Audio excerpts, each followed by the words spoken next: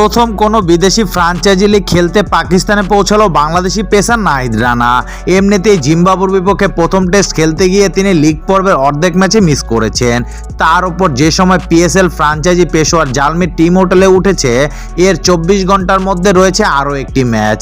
সব মিলিয়ে পিএসএলে যোগ দিলেও পেশোয়ারের একাদশে জায়গা পাওয়া নিয়ে অনিশ্চয়তা রয়েছে। শনিবার সন্ধ্যায় পিএসএল খেলতে ঢাকা থেকে রওনা করেন নাহিদ রানা। এরই মধ্যে তার টিম হোটেলে পৌঁছানোর খবর জানা গেছে। রানাকে স্বাগত জানিয়ে নিজেদের সামাজিক মাধ্যমের অ্যাকাউন্টে পোস্ট করেছে বাবর আজমের নেতৃত্বাধীন পেশোয়ার জালমি। টাইগার পেসার হোটেলে পৌঁছালে একটি ভিডিও দিয়ে তার ক্যাপশনে লিখেছে, নিজস্ব মহিমা নিয়েই পৌঁছালো। স্কোয়াডে যোগ দিলেন নাহিদ রানা। নাহিদ রানা পেশোয়ারের স্কোয়াডে যুক্ত হওয়ার পরদিনই ম্যাচ রয়েছে দলটির।